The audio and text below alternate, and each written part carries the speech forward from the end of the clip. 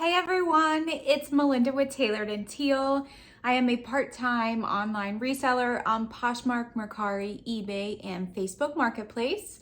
Along with being a reseller, I am also a consumer and I also buy things from other resellers. And today I'm going to share my experience of how Poshmark was very disappointing.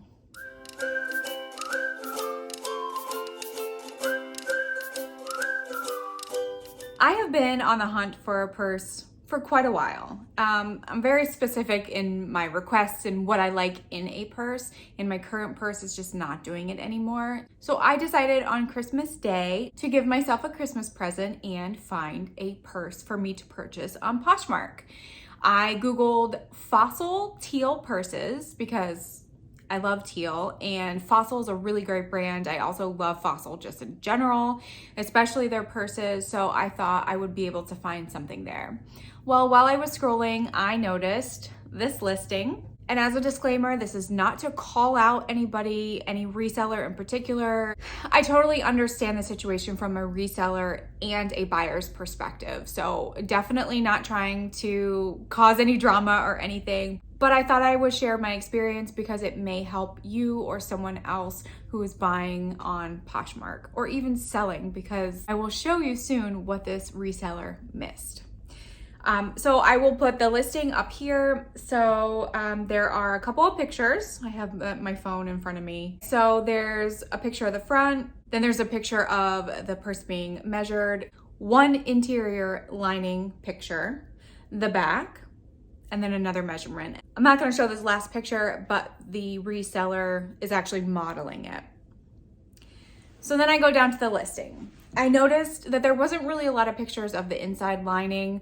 I did notice there was a small amount of like pink dots on the picture that the seller did show, but I actually purchased it from their description. Here it is. Authenticity guaranteed, near new condition, immaculately clean, usable pre-loved condition, nylon leather canvas, no stains on the exterior, no damage, no rips, all stitches are intact, no issues on the hardware, no odor, minor blemishes inside, non-smoker owner, came from a smoke-free home.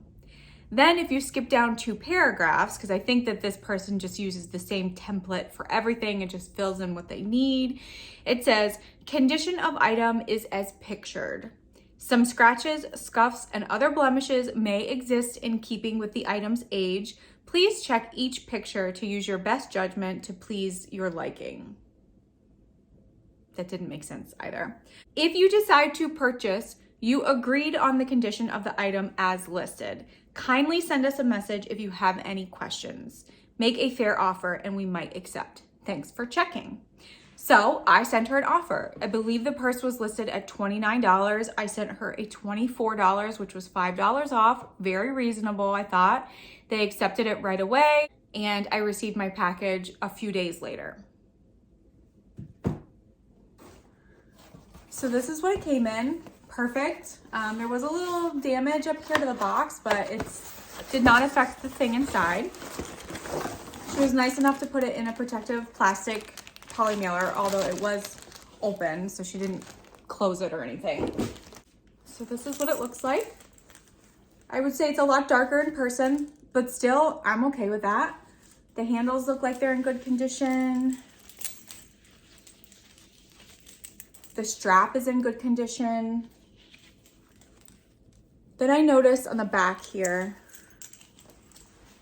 that there's like a small amount of, it almost looks like glue, and there are some pen marks on the outside. Still, I'm fine with that, no problem. And then I opened the front. Sorry, there's a little keychain on here and it's very loud. Actually, let me take that off. Okay, so then I looked in the front pocket, which was not photographed. I'm gonna flip it inside out, but this is what I immediately saw. Yellowing, and there's a huge stain on the bottom. And there were crumbs everywhere. I'm sure that there still are crumbs. In fact, I have my garbage can right next to me. Okay, if there were any, I shook them out. And then I thought to myself, okay, well, that's kind of disappointing, but let's see what the inside looks like. Here is the inside.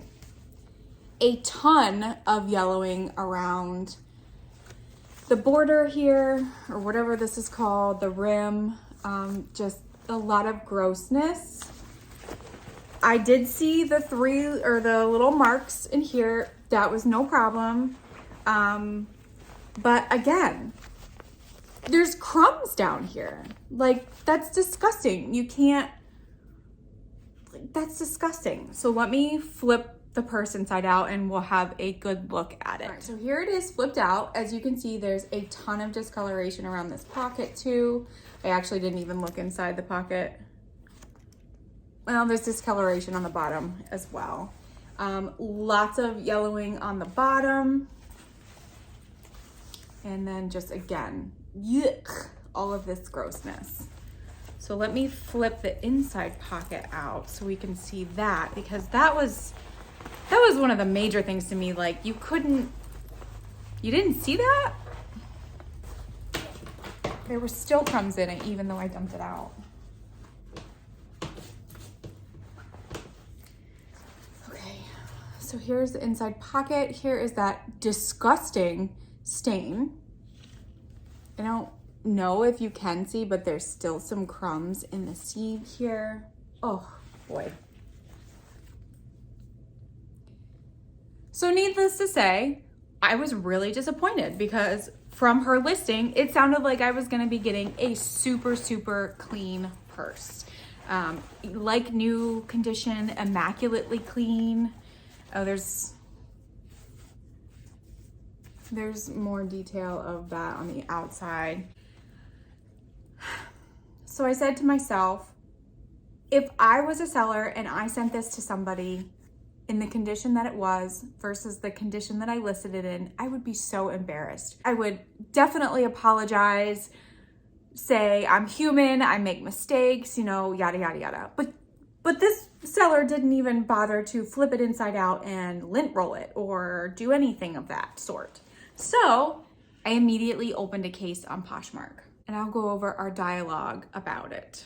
I just went into my Poshmark on my phone and also on my computer to look at the case details, but it looks like they're gone, which is strange because I was able to look at all of the dialogue last week, but maybe they go away after a while. I had opened the case as item not as described, and I explained that the purse was extremely dirty and needed to be cleaned really well, and I had no interest in keeping it and I wanted to return it because it wasn't as described. The seller basically came back and said, I listed it exactly as it was. Please see this clause about the minor blemishes. Within the case, she sent a screenshot of her actual description, and I explained that's why I purchased the purse, because your listing said that it was immaculately clean.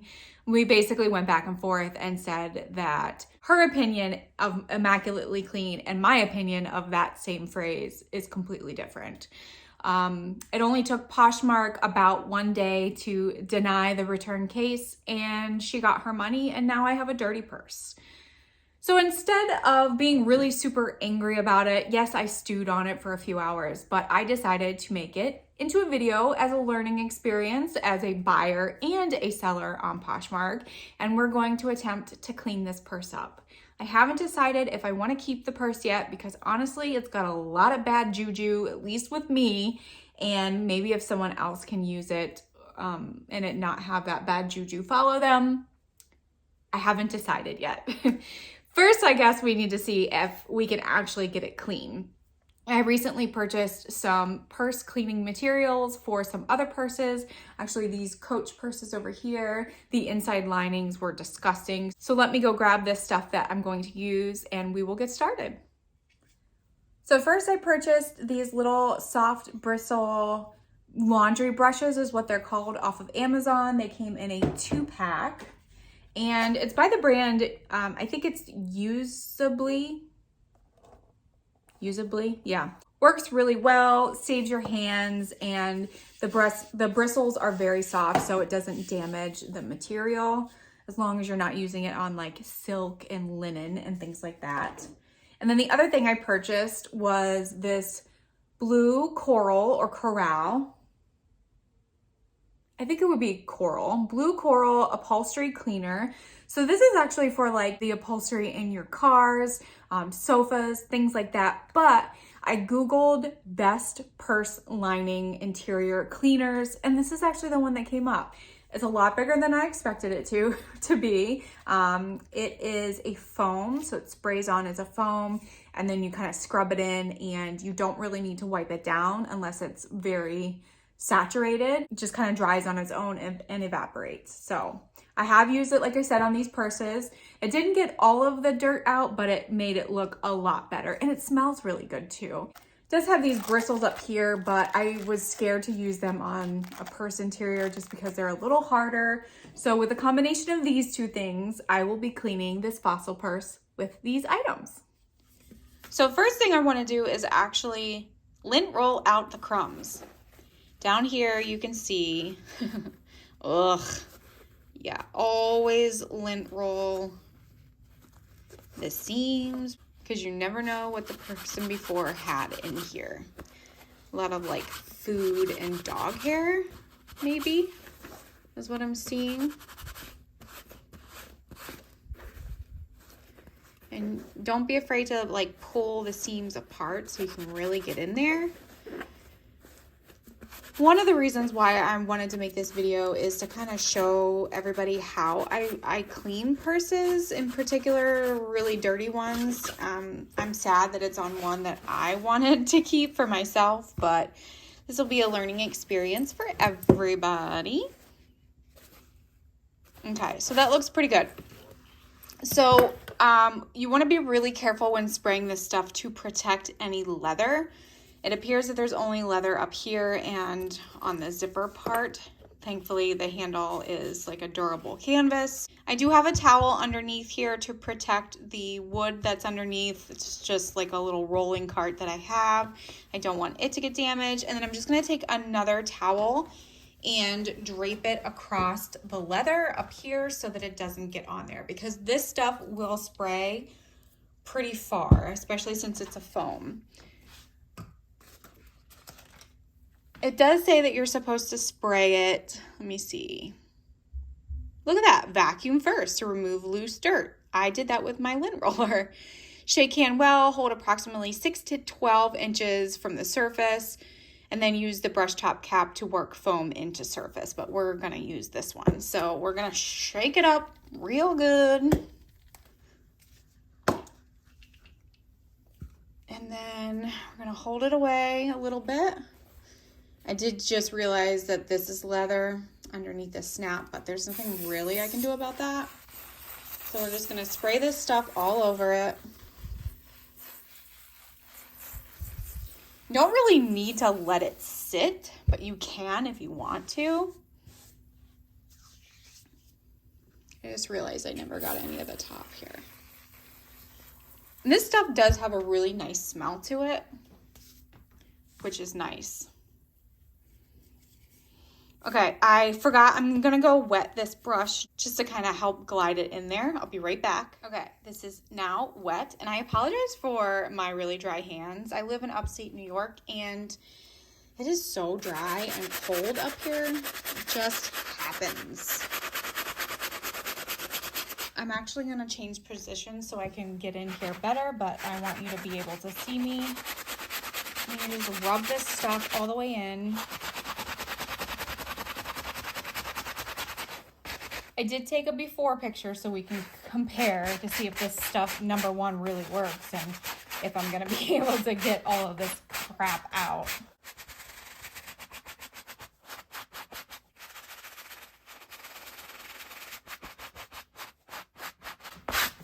I may have to do this a couple of times, but some of these stains are really in here, so I guess it doesn't surprise me. So then I'm just going to take this extra cloth and kind of wipe it down just to see what we're working with here. Well, this seemed to get a little bit cleaner, this side. Not this, but like the little polka dots.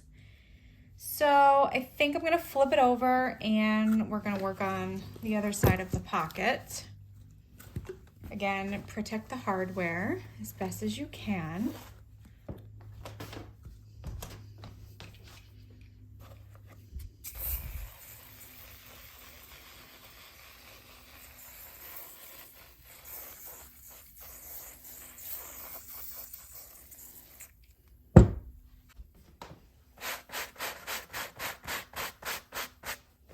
I can't wait to use this stuff on my own car or even some of my couches from the dogs. They're just, you know, staining everywhere from them.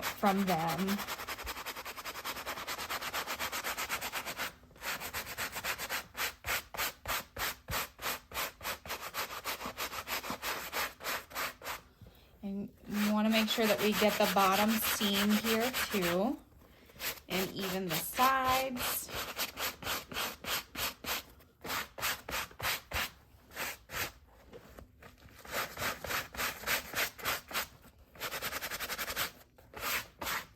Okay, and then we'll wipe it down a little bit.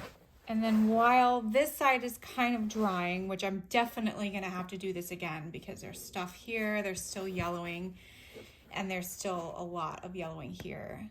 I'm not confident that this is gonna come out, to be honest with you, but I will try my best.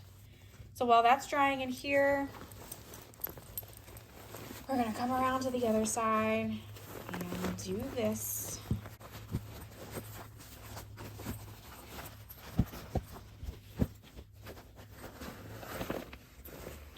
Look at that, thankfully that pocket is okay. So I can just zip this up.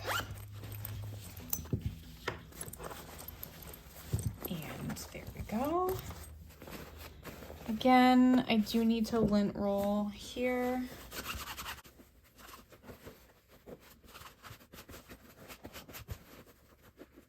Yuck. Okay, and then we're gonna do the same thing on this side. And then after this is done, or after I clean it, I will hang it up to dry, and it'll probably take about an hour or two for it to completely dry. And then I will most likely do a second coat, maybe even a third. Oh yeah, we need to protect the leather and stuff. This is gonna be tricky because thankfully this is fabric, but this is leather here. So I just have to be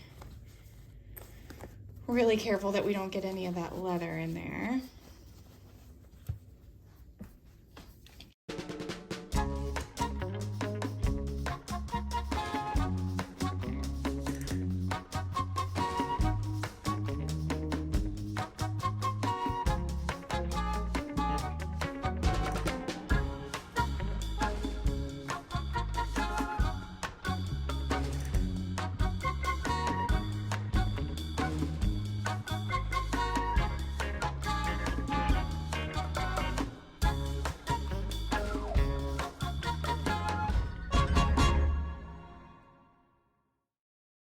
I might need to use some of my Amadex ink cleaner.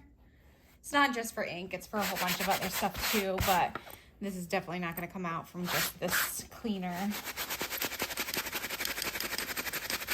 Oh, that is so bad up here. Yuck.